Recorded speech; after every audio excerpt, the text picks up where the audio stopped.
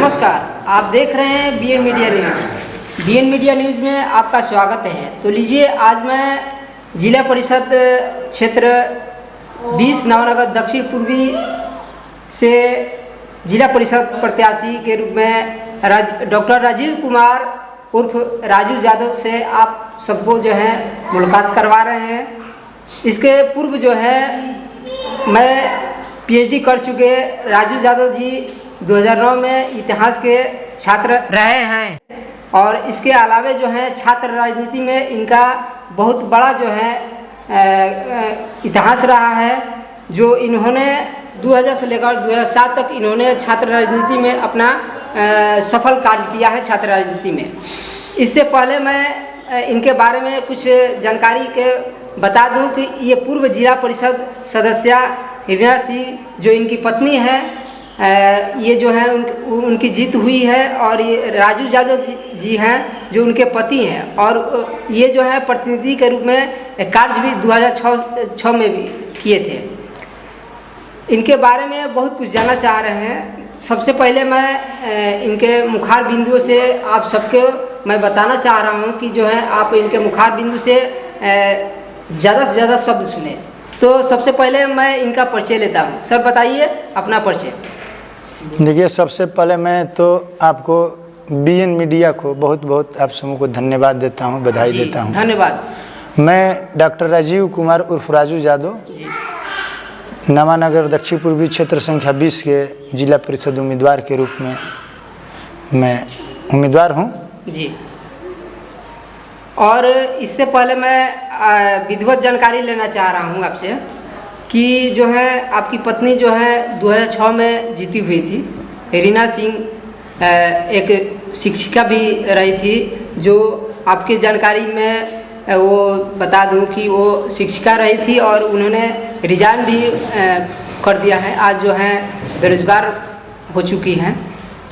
उसके बारे में जो है पूरा विवरण जो है बताइए। देखिए, हम 1994 से छात्र राष्ट्रीय जनता दल के उपाध्यक्ष के रूप में आरा कुंवर से विश्वविद्यालय का 5-6 वर्षों तक काम किया। उसके बाद मैं फिर पुनः हमको कार्य कुशलता को देख करके हमको बिहार प्रदेश अध्यक्ष ने वीर कुंवर से विश्वविद्यालय को अध्यक्ष बनाया। छात्र राजनीति करते करते हमारी सोच में आया, जब पंचायती चुनाव 2001 से शुरू हुआ तो उसके बाद हमने 2006 में हमारी पत्नी 2005 में शिक्षिका के रूप में उनकी नियुक्ति हुई। हमने 2006 में उनको शिक्षिका से रिजाइन दिलवा करके जिला परिषद के चुनाव लड़ाया और नवानगर क्षेत्र की जनता ने उनको मौका भी दिया, आशीर्वाद दिया, उनकी जीत हुई।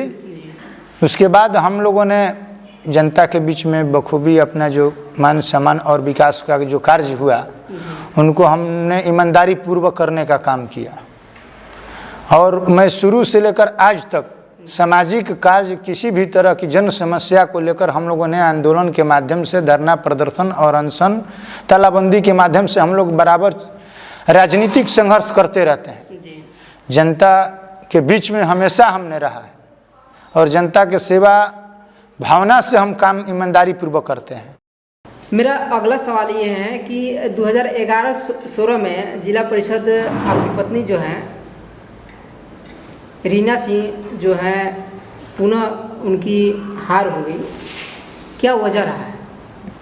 देखिए, चुनाव में और राजनीति में हार जीत होते रहता है जी। यहाँ कुछ जो बाहर के भी प्रत्याशी आ गए थे और जुमलेबाजी किए, लोगों को दिग्भ्रमित किए। 2011-16 में तो द्वितीय स्थान भी प्राप्त हुआ था और बहुत ही कम मतलब है कि वोट से जो है अब पत्नी जो है हारी हुई। जी, उसको हम देखिए द्वितीय हम स्थान पर, जब भी चुनाव जीतने के बाद 11 और 16 में हम द्वितीय स्थान पर थे। महज कुछ वोटों से, मैंने 1500 वोटों से हमने चुनाव हार गया जी।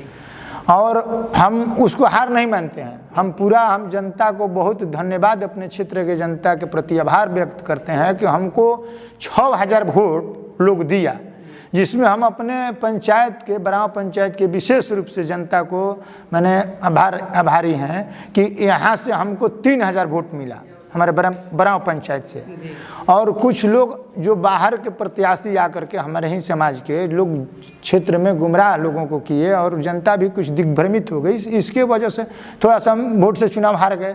यदि हमारे सभी समाज के लोग एकत्रित होकर हमको मदद कर देते तो हम चुनाव जीत जाते। अबरी जो चुनावी राजनीति है इसमें स्पष्ट जनता ने देख लिया है कि राजीव यादव जब 5 वर्ष थे जिला परिषद इस क्षेत्र के तो कैसे थे और क्या किए थे, और हमारे 10 वर्ष नहीं रहने के बाद भी लोगों ने देखा कि राजीव जी को नहीं रहने के बाद इस क्षेत्र में क्या हुआ क्या नहीं हुआ। उस स्थिति को देखते हुए तमाम जनता के बीच में यही चर्चा है, मैं ये नहीं कर रहा हूँ, क्षेत्र के जनता के बीच में चर्चा है कि जो सुशीला देवी माले की कैंडिडेट है राजीव यादव उर्फ राजू यादव को उन्हीं से लड़ाई है, दूसरा किसी से कोई लड़ाई नहीं है।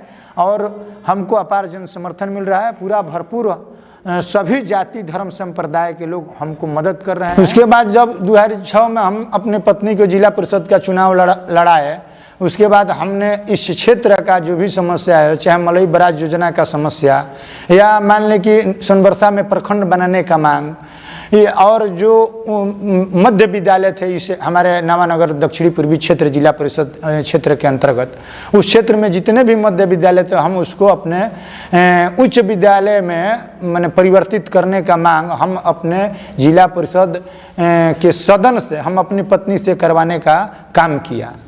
और उसके लिए हम लोगों ने बराबर अनवरत प्रयास किया, जिसके माध्यम से अभी तो मतलब मलई योजना भी आप सुन ही रहे हैं, देख भी रहे हैं कि मैंने बनने के लिए तैयार है। कुछ दिनों के बाद मैंने मलई योजना चालू भी होगा।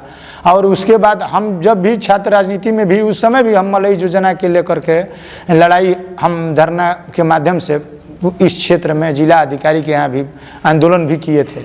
और सदन से हम लोगों को जो मांग था मध्य विद्यालय को उच्च विद्यालय में परिवर्तित करने का, वो भी आपको जहाँ जहाँ मध्य विद्यालय था, जैसे गिरधर में बराव में भी उच्च विद्यालय हो गया, आपको परमानपुर में, सोनबरसा में, बहुत जगह मैंने जहाँ था वहाँ मैंने कुछ उत्क्रमित कर उच्च विद्यालय बनाया गया। तो इस तरह की जो ज्वलंत समस्या थी हम लोगों के क्षेत्र के, सदन में हमने उठाने का काम किया। और हमको जो जिला परिषद के द्वारा जो फंड मिलता था, उस फंड के माध्यम से मैंने अपने 8 पंचायतों में हर जगह काम करवाने का काम किया था। मैंने काम तो आपको गिनाऊंगा तो बहुत समय लगेगा। हर पंचायत को मैंने टच किया, भले उस पंचायत में कोई गांव, कोई टोला, कोई मुहल्ला छूट गया, लेकिन मैंने उस पंचायत में जरूर निश्चित रूप से कोई न कोई काम दिया था। मैं जानना चाह रहा हूँ कि दर्शक को मैं बताना चाह रहा हूँ कि ये जो है आप 20 नवानगर दक्षिण पूर्वी क्षेत्र से जिला परिषद के रूप में पुनः नए प्रत्याशी के रूप में अपना कदम रखा है। तो मैं जानना चाह रहा हूँ कि इस क्षेत्र में जिला परिषद के क्षेत्र में आपके कौन कौन से पंचायत आते हैं? देखिए, जिला परिषद क्षेत्र में हम नए प्रत्याशी नहीं हैं। 2006 से 2016 तक हमने लगातार चुनाव मैदान में था। जानना चाहेगी कि कौन कौन सा क्षेत्र आरडीओ जो है? हाँ, हम 2006 से 2016 तक बराबर जब भी पंचायती राज का चुनाव हुआ उसमें हम फाइट के रूप में काम किए हैं। और हमारे जिला परिषद क्षेत्र में 1 नंबर भटौली पंचायत है, उसके बाद रूपसागर पंचायत 2 नंबर, 3 नंबर में आपको परमानपुर पंचायत, 4 नंबर वैना पंचायत, 5 नंबर में गिरधर बराव पंचायत, 6 नंबर मणिया, 7 नंबर सोनबरसा और 8 नंबर में कणसर। यही 8 पंचायत हम लोगों को जिला परिषद निर्वाचन क्षेत्र में पड़ता है। मैं पूरा निर्वाचन क्षेत्र का हर गली मुहल्ला मैंने सड़क सबका बारे में मैं अच्छी तरह से जानता हूँ, क्योंकि मैं 15 वर्ष तक रेगुलर जनता के बीच में रहा, घूमते रहा, गांव गली में घूमते रहा। किसी का कोई निमंत्रण मैंने चुनाव हारने के बाद भी 2011 में हमारी पत्नी जब चुनाव भी हार गई, उसके बाद भी मैं अनवरत जनता के बीच में 10 वर्षों से लगातार मैंने काम करते रहा। चाहे किसी भी तरह के जनता की समस्या को भी मैंने लेकर के आंदोलन भी किया, और मान लें कि मैं अन्य माध्यम से भी क्षेत्र में विकास भी करवाने का काम किया। और आपसे मेरा अगला सवाल है कि क्या आप हार ही जीते हैं, इसमें विश्वास करते हैं? नहीं, ये कोई राजनीति में कोई विश्वास करने की बात नहीं है। मैदान में जो भी आता है, चुनाव लड़ता है, आदमी हारता जीतता है। हाँ। 10 गो उम्मीदवार खड़ा होगा, उसमें कोई एक ही आदमी जीतेगा। वो अपना कर्म और कर्तव्य करते रहना चाहिए। मतलब मेरा तात्पर्य ये है कि जो व्यक्ति हारता है अपनी कमी को महसूस करता है कि किस कारण से हम जो है हारे हैं, उसकी कमी को पूरा करने के लिए अगले बार जो है वो पुनः कदम रखता है। मेरा कहना ये था, इसके बारे में थोड़ा सा डिटेल से आप बताइए। देखिए, जो भी आदमी राजनीतिक संघर्ष करता है, उस संघर्ष में हारना जीतना कोई बड़ी बात नहीं है। जनता जनार्दन है, जनता मालिक है। जनता के नज़र में कोई अच्छा बुरा आदमी है, उस अनुसार अपना निर्णय लेता है। यदि जनता के नज़र में कोई भी उम्मीदवार, कोई भी प्रत्याशी अच्छा लगे, व्यवहारिक लगे, विचार चरित्रवान, मैंने जो भी लगे या काम करने लायक लगे, शिक्षित लगे, उस हिसाब से जनता अपना मनोबल, राजनीति कई तरह से होता है। राजनीति में जोड़ घाटा होते रहता है। ये कभी कोई नहीं जानता है कि कौन जीतेगा कौन हारेगा, कब स्थिति राजनीतिक चुनाव में खासकर होती है, इसके बारे में कोई अंदाज़ा नहीं लगा सकता है कि कब क्या हो सकता है, कब कोई चुनाव जीतेगा, कब कोई हार सकता है। मैं जानना चाह रहा हूँ कि जो है किसान इस समय बहुत ही समस्याओं से त्रस्त है, चाहे वो खाद की समस्या हो। किसानों के लिए आपने अभी तक क्या सेवा के रूप में कार्य किया? किसानों के लिए देखिए, सेवा के रूप में खाद से जूझ रहे हैं तो सरकार की कमी कही जाएगी। सरकार ने किसानों को, जब ये इस साल की बात नहीं है कि जब चुनाव आता है तो माने कि हमेशा इस सीजन में दूसरा जब खाद किसानों को धान में छींटने की, मैंने डालने की बात आती है, तो ये हर साल की मैंने यही स्थिति रहती है। ये मैंने कुछ जो व्यापारी लोग हैं या सरकार की कमी कहिए, कालाबाजारी कहिए, जो भी कहिए, हम इसको मैंने सरकार को कमी ही कहेंगे कि सरकार किसानों को मैंने उचित खाद समय पर नहीं उपलब्ध कराती है, तो ये किसानों के साथ अन्याय हो रहा है। हम लोग किसानों के पानी के लिए हमेशा लड़ते रहते हैं और उसके लिए हम लोग बराबर आंदोलन करते हैं। चाहे जूनियर इंजीनियर हो, नहर में पानी आता है तो हम लोग बराबर अपने क्षेत्र के लिए मांग करते हैं। एक्जीक्यूटिव से भी मांग करते हैं कि हमारे यहाँ पानी छोड़ा जाए, अकाल की स्थिति है, उसमें पानी के लिए हम लोग किसानों के लिए हमेशा, या सरकार से हमारी ये प्राथमिकता रहेगी।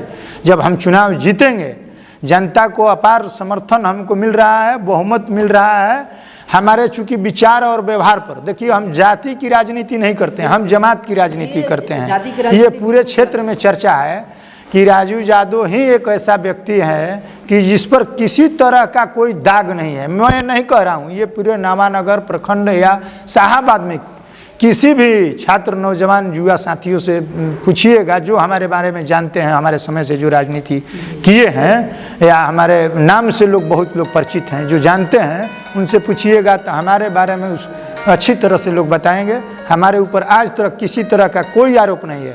मैं कोई दलाली नहीं करता हूँ, मैं कोई थाना का, कोई प्रशासन का, कोई किसी तरह का मैंने दलाली ठेकेदारी नहीं करता। सवाल के रूप में मेरा आपसे ये अपील है कि जो है आप जनता को क्या संदेश देना चाहेंगे? देखिए, जनता से अंतिम संदेश मैं यही देना चाहता हूँ कि आप यदि परिवर्तन और बदलाव चाहते हैं तो जाति, धर्म, संप्रदाय से ऊपर और भेदभाव से ऊपर उठ करके अच्छे प्रतिनिधि का और चुनाव करें, जिस पर कोई तरह का, किसी भी तरह का दाग ना हो, जो सभी लोगों को मान सम्मान दे। यही मेरा संदेश है।